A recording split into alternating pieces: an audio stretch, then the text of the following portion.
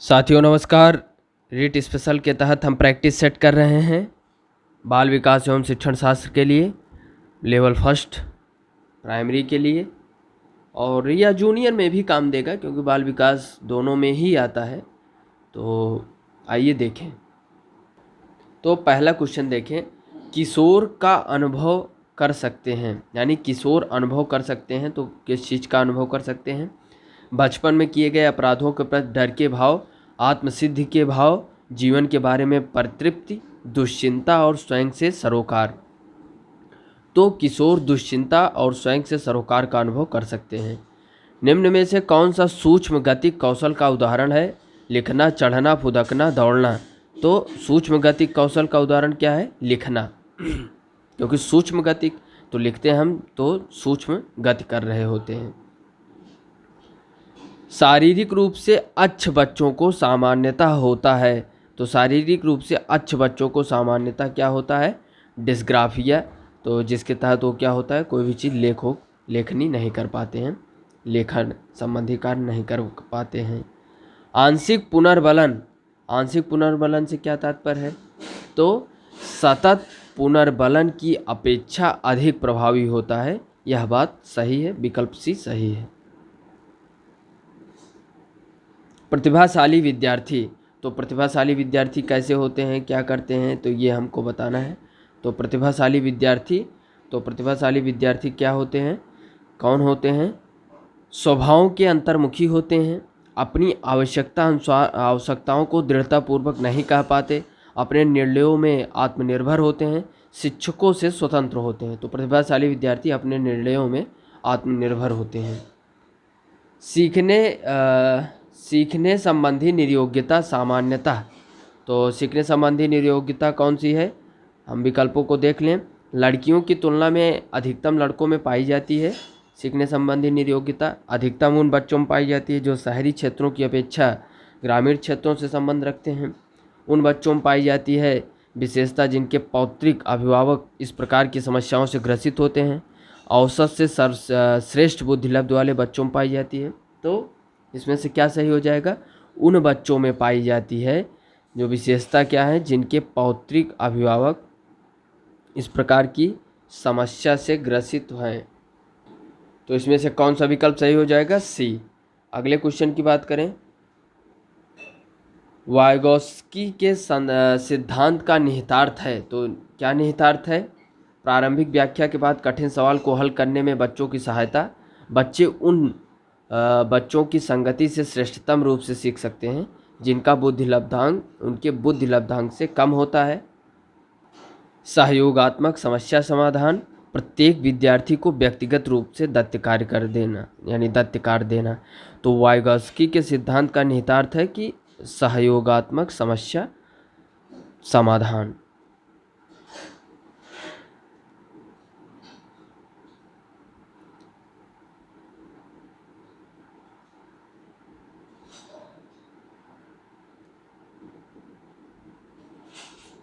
विद्यालय में, अगले क्वेश्चन की बात करें, विद्यालय में नियमित उपस्थिति के लिए वंचित बच्चों को प्रोत्साहित करने का निम्नलिखित में से कौन सा तरीका सर्वाधिक उपयुक्त है?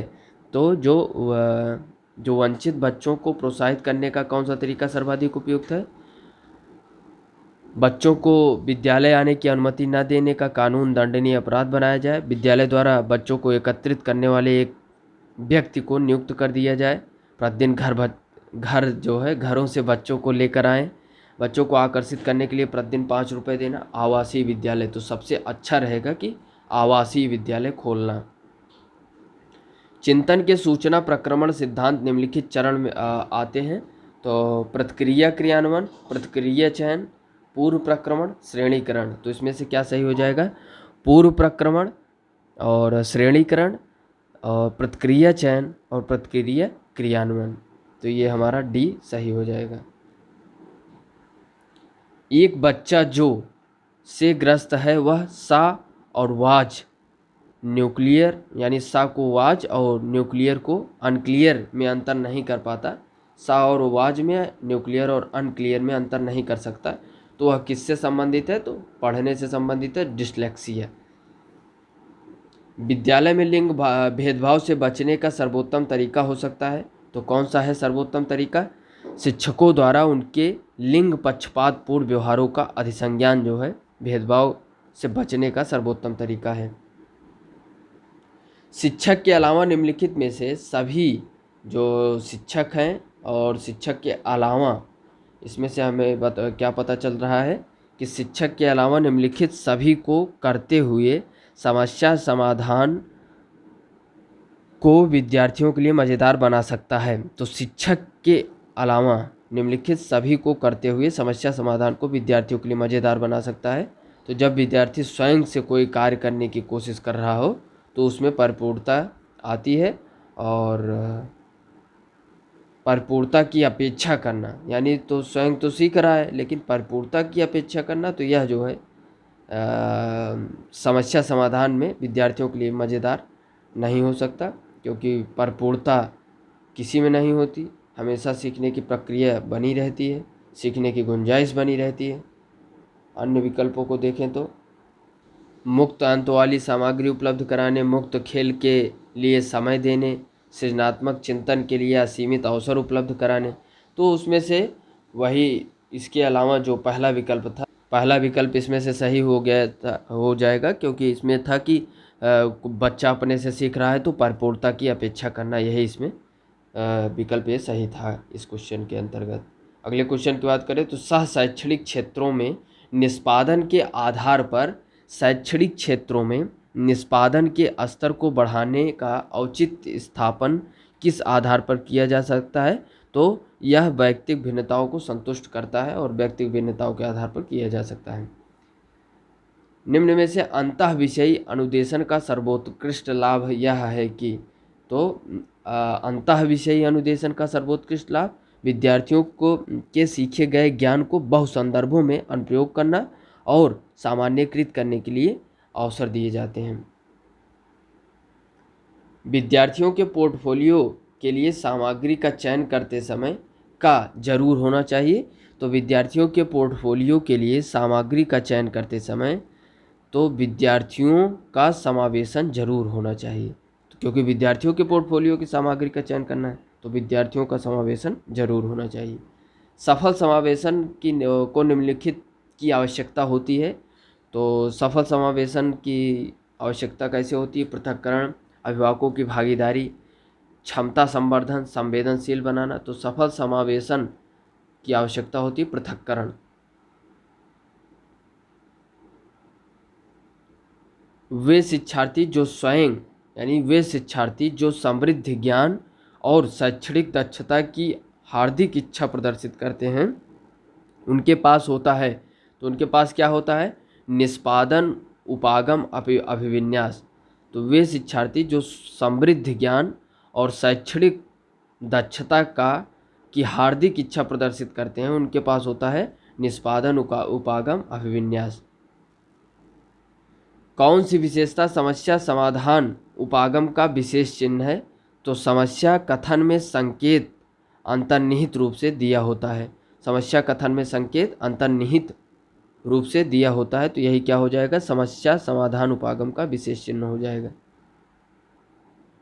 अगले क्वेश्चन की बात करें तो मोनिका जो गणित की शिक्षिका है, राधिका से एक प्रश्न पूछती है। क्या प्रश्न पूछती है? राधिका से कोई उत्तर ना मिले पर वह तुरंत मोहन से दूसरा प्रश्न पूछती है। जब उसे महसूस होता है कि मोहन उत्तर बताने में संघर्ष कर रहा है तो वह अपने प्रश्न के शब्दों की बदलती है। तो मोनिका की यह प्रवृत्ति यह प्रदर्शित करती है कि वह तो मोहन का पक्ष लेकर लिंग भूमिकाओं में रूढ़िबद्धता को बढ़ावा दे रही है। तो विकल्प भी हमारा सही हो जाएगा। ऐसा करना जो है ये लिंग पक्षपात करना और रूढ़िवादिता को बढ़ावा देना है। एक सशक्त विद्यालय अपने शिक्षकों में निम्नलिखित योग्यताओं में से किसे सर्वाधिक बढ़ावा देगा? तो एक सशक्त विद्यालय अपने शिक्षकों में प्रतिस्पर्धात्मक अभिवृत्ति, तो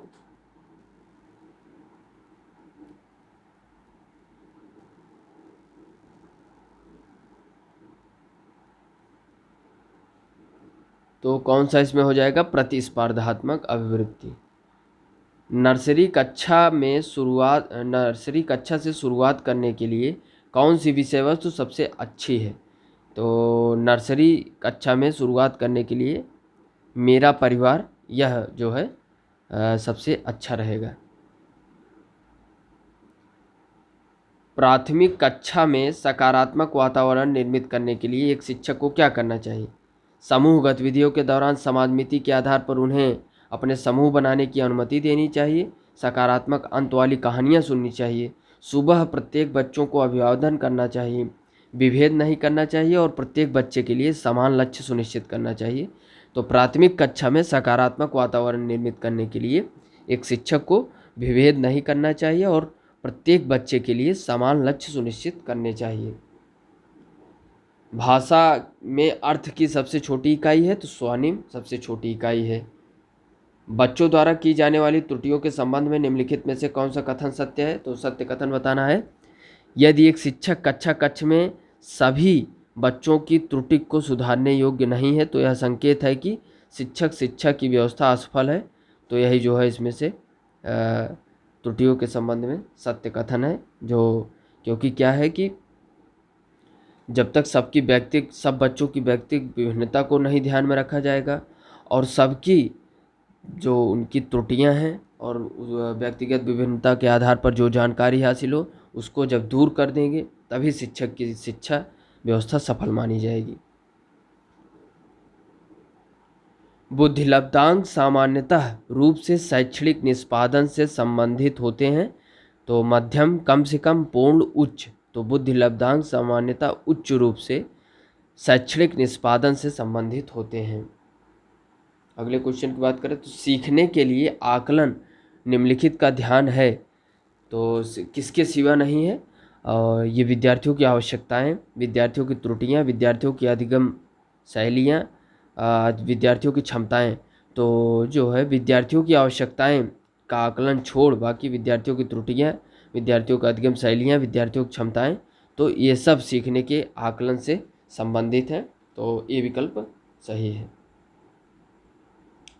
कौन सा सीखने के लिए अधिकतम रूप से अप्रेरित करता है? तो लक्ष्यों को प्राप्त करने में व्यक्तिगत संतुष्टि जो है ये जो है सबसे क्या होता है अधिकतम रूप से अप्रेरित करता है।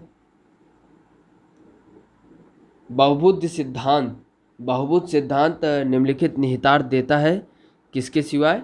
संवेगात्मक बुद्धि बुद्धिलब्ध से संबंधित नहीं है। बुद्धि प्रक्रमण संक्रियाओं का एक विशिष्ट समुच्चय है जिसका उपयोग एक व्यक्ति द्वारा समस्या समाधान के लिए किया जाता है। विषयों को विभिन्न तरीके से प्रस्तुत किया जा सकता है। विविध तरीकों से सीखने का आकलन प्रस्तुत किया जा सकता है। तो बहुबुद्ध सिद्धांत के लिए ये सभी सही हैं, खाली बी विकल्प सही नहीं है क्योंकि बुद्धि प्रक्रमण संक्रियाओं का एक विशिष्ट समुच्चय है जिसका उपयोग एक व्यक्ति द्वारा समस्या समाधान के लिए किया जाता है। यही क्या है? बहुबुद्ध सिद्धांत के निहितार्थ इसमें नहीं है। बाकी संवेगात्मक बुद्धि बहुबुद्ध से संबंधित नहीं है। विषयों को विभिन्न तरीकों से प्रस्तुत किया जा सकता है। विविध तरीकों से सीखने का आकलन प्रस्तुत किया जा सकता है। तो ये सभी क्या है? सही है। विकल्प भी हमारा सही होगा। इसके अलावा सभी बहुबुद्धि सिद्धांत के निहितार्थ हैं। 16 वर्षीय बच्चा बुद्धिलब्धि परीक्षण में 75 अंक प्राप्त करता है तो उसकी मानसिक आय तो कैसे निकालेंगे? बुद्धिलब्ध बराबर क्या होता है? Mental as upon chronological age into 100। तो इसको करके जो है हम निकाल लेंगे, 12 हमारा आंसर आ जाएगा। एक जुड़वा भाइयों में से एक को सामाजिक आर्थिक रूप से धनाढ्य परिवार द्वारा गोद लिया जाता है और दूसरे को एक निर्धन परिवार द्वारा। तो 1 वर्ष के बाद उनके बुद्धिलब्धांक के बारे में निम्न में से क्या अवलोकित होने की सर्वाधिक संभावना है? तो इसमें से सही हो जाएगा कि सामाजिक आर्थिक स्तर बुद्धि लब्धांक को प्रभावित नहीं करता है। सामाजिक आर्थिक स्तर बुद्धि लब्धांक को प्रभावित नहीं करता क्योंकि बुद्धि का विकास जब हो गया रहता है तो वह जो है जब अपने बुद्धि का उपयोग करेगा तो उसकी बुद्धि लब्धांक उतनी ही महत्वपूर्ण हो जाएगी। तो इसमें क्या महत्वपूर्ण है कि जो सामाजिक आर्थिक स्तर जो होता है वह बुद्धि लब्धांक को प्रभावित नहीं करता क्योंकि जो है छोटा सा व्यक्ति जो है बड़ा बन जाता है और जो बड़ा है तो जो है वो पतन की स्थिति को प्राप्त हो जाता है। इसलिए सामाजिक आर्थिक स्थिति जो है निर्भर नहीं करती बुद्धि लब्धांक के ऊपर, वो उसको प्रभावित नहीं कर सकती। तो ये विकल्प भी हमारा सही हो जाएगा। तो ये रहा साथियों हमारा प्रैक्टिस सेट, जिसके तहत हमने बहुत से प्रश्नों के माध्यम से सीखने का प्रयास किया, विभिन्न टॉपिकों को समझने का प्रयास किया। आगे भी हम अन्य महत्वपूर्ण टॉपिकों के बारे में प्रैक्टिस सेट करते रहेंगे। धन्यवाद। जय हिंद।